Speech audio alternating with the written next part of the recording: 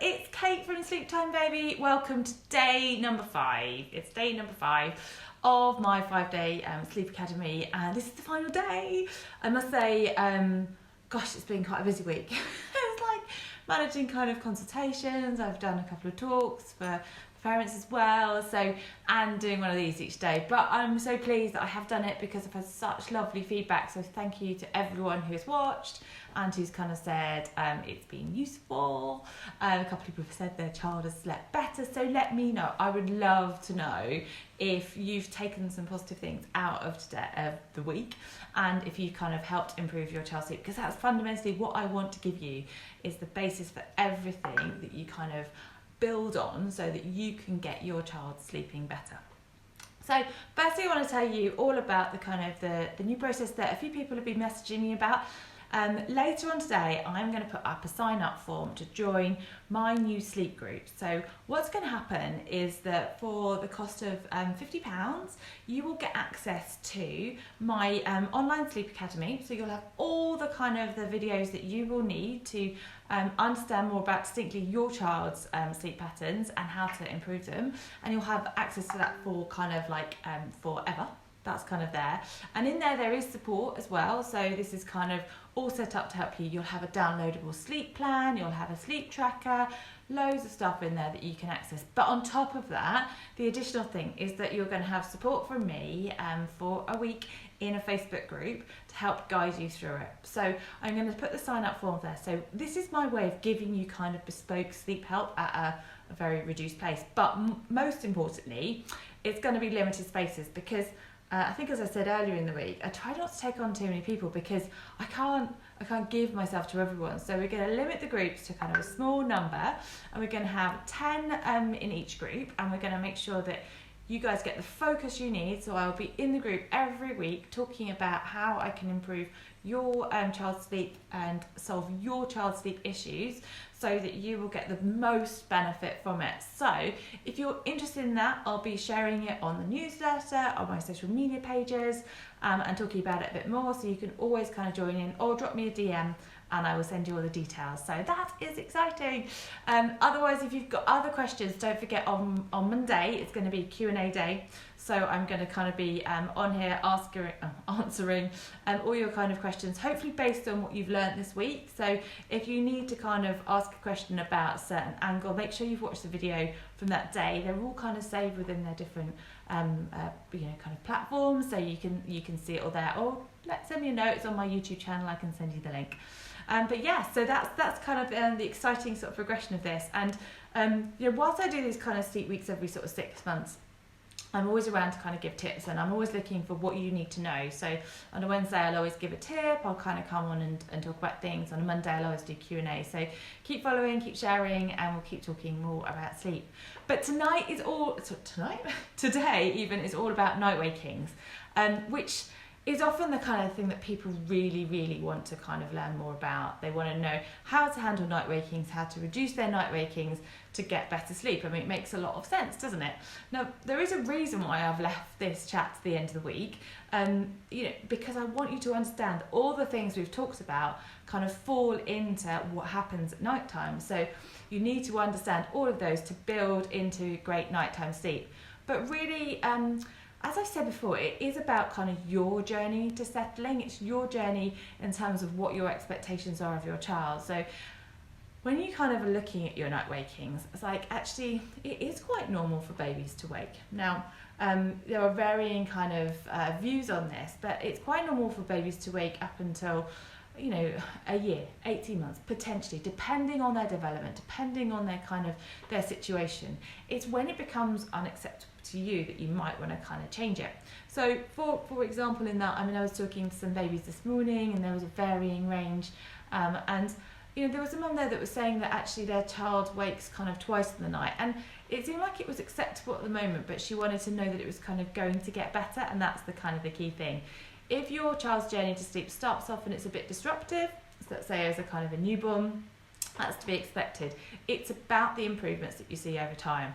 I never talk about kind of sleeping through the night until possibly, with my clients, until about kind of 9 months, earliest, and then it's really a conversation with you as the client as to what you want. So what do you want out of sleep? What do you want it to look like?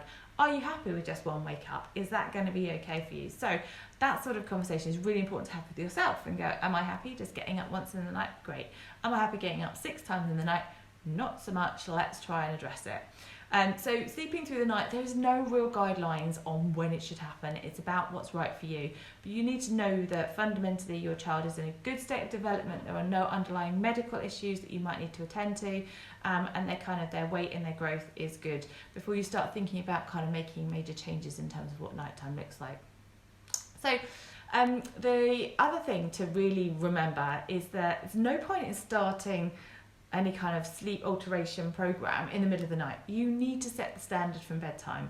You need to kind of make sure that you understand that as they settle at bedtime, that's going to massively affect what happens in the nighttime. So if you're really helping them to sleep at bedtime, then when you look at kind of why they've woken in the night, it's probably because they needed that help to settle in the first place. So you need to change the kind of the bedtime habit so that you know that it's going to ride through in the night. And often that's the best way of doing it. Focus on bedtime, see what happens.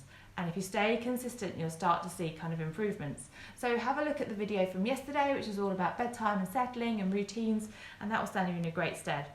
But when it comes to kind of night wakings, there are certain things you want to make sure you're doing well so that it will help them. Settling well is one of them. Creating a great environment is another one. So you want to kind of be looking at a dark room with white noise on to help them settle best, really, and help them sleep for longer. Because if they've got kind of light creeping in the early hours, that might cause issues with early rising. If there's kind of noise that creeps in, then you might kind of find that wakes them as well. So a good environment, not forgetting it's Safer Sleep Week. Look at the Lullaby Trust for all their fab advice on kind of a simple sleep space to sleep in. So the right level of temperature. Actually, the level of temperature for sleep is often a lot lower than people think. So the recommended temperature is somewhere between sort of 16 to 21 degrees. So often a lot cooler than you might actually think is the right level. So actually, don't be overheating your child's bedroom because fundamentally the body sleeps better at a lower temperature. So bear that in mind kind of when you're looking at your child's environment. So let's imagine you kind of in a scenario whereby your child has settled to sleep and they've woken up. What do you do? What's the advice on kind of what to do? So fundamentally, and again, this is about your journey with it, the first thing to do is nothing. Right, so you just wait and see what happens, because your child might have like a little squeak, it might kind of have a little cry out, and then they may well settle themselves back to sleep. Now, if they're going to do that, if you go in too quickly to them, then you're kind of saying, oh, it's all right, just call out, I'll come and get you. Whereas it might just be part of their process of resettling. And we are not talking about long periods of time here. You kind of need to start out on that journey and realise what's right for you. I mean, I would say, normally when I talk to parents, I say, just wait a couple of minutes, just to sort of see what happens, and wait for them to get kind of to that perhaps more upset level, not to like super, those screaming for hours or anything. We're talking about a couple of minutes of just seeing if they just need to work through it and they'll kind of go back to sleep. So that, by the way, is not crying it out, because you're just waiting to respond to them in the appropriate manner. Because if they start to kind of almost whinge and cry down, then they might go back to sleep themselves, and then you've kind of sorted that waking out. So bear that in mind when you're kind of hearing them wake up, whether they're in your room, whether they're not in the room. You want to just have a little bit of time to wait. You can increase that time as your time goes on, or if you're kind of okay with it, but that becomes something that's down to you. And I'd always suggest kind of setting yourself up and thinking, how long am I going to wait, and sticking with that to sort of stay consistent. So once you've kind of realised that your child has woken, and obviously in an older child scenario, this might be a bit different. So we'll talk about older children in just one second. But in a younger child scenario, you'll go into them and then you need to kind of assess their needs. So what time is it? Do they need a feed? Is that the kind of the time is it sort of just a waking that doesn't need you to feed for, or do they just need to kind of resettle? And once you've made that decision, you would go through the kind of the process of just trying to help them settle, really. You kind of want to, following on from the discussion yesterday, there's no harm in kind of sitting with them, trying to get them to settle. What you're trying really to do is not to be the thing that gets them to go to sleep. You want to try and keep them calm. That's the kind of the overall thing. So Some people will talk about kind of leaving them to cry for a bit, as we said. I would say try and see if you can help settle them to begin with to ride out the wakings. But hopefully if you've addressed what's going on at bedtime and made that in a good place, then you hopefully will see that the night wakings either become easier to resettle or they just disappear whatsoever. The other important thing to say, if you've got a dummy in play and you've removed the dummy, it's really important to wait, because within the first couple of days of losing a dummy, the child can kind of go like call out and then really calm down really quickly. So bear that in mind as well. So let's say your child has woken, you've gone in, you've either resettled them or decided that it was going to be a feed. Now, if it was going to be a feed situation, then the most important thing that you'll focus on is making the feed active and good and full, and winding them appropriately afterwards. And then the trick is, this is kind of like a top tip trick, is not to put them down fully asleep. Now, I know it's really difficult for me to say don't let your child feed back to sleep in the night, because they're so sleepy and it's really hard.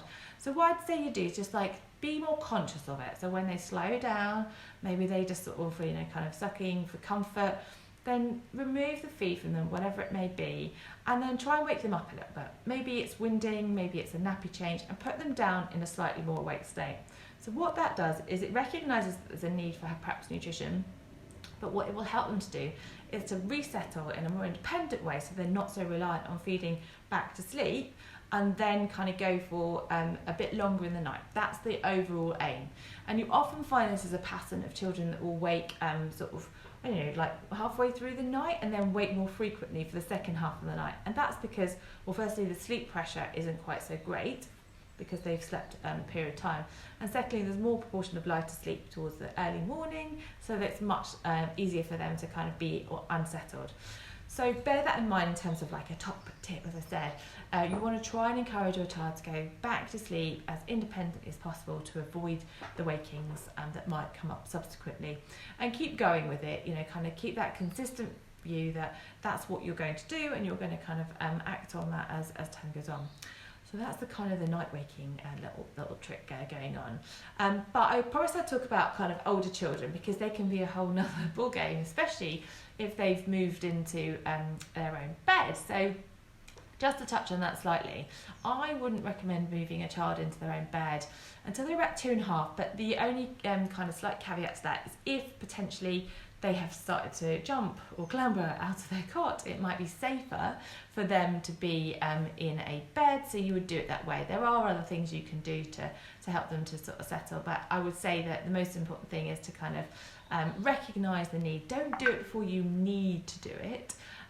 Just make sure that you're doing it in response to the age and their stage in a sense. So keeping them in the cot if they're sleeping well will help. If they've got bad sleep habits, I wouldn't say that changing them to in a bed is going to help, because you need to kind of address those tricky times first.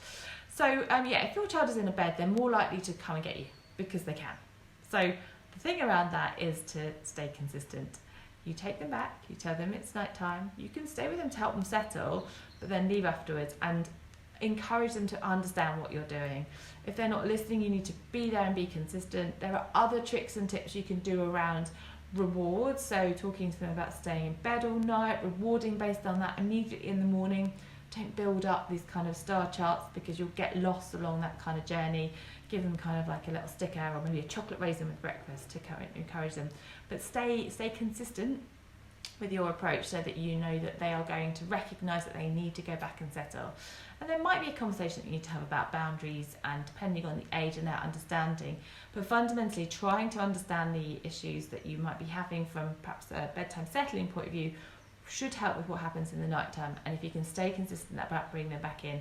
There are lots of people who will say to me, oh, hands up, I put my child back into bed and I just get into bed with them, I sleep, or I sleep on the floor next to them. And like fundamentally, as I said before, I think you do not need to worry about if it's okay for you, but if you're looking to make those changes, then don't sort of act in the same way, because you need to show the child that consistently is going to be the new way of sleeping. So be consistent, have your boundary lines, and help them to resettle, and kind of keep that going so that they will actually get the sense from you on. So yeah, I think that's everything I wanted to talk about from a nighttime point of view. So overall, I think this week has been all about kind of laying that foundation, building the little blocks up so that you can understand more about your child's sleep. And I really hope that you've enjoyed being on that journey with me. I will be posting up kind of all about the Q&A and the competition. I forgot to say about the competition. Keep your eye out for the competition later on today. And also, the kind of the new way of working with me within the Facebook group and the support that's going to offer you. So it's been fab. I'd love to know any kind of feedback, any improvements that you've made, and just let me know.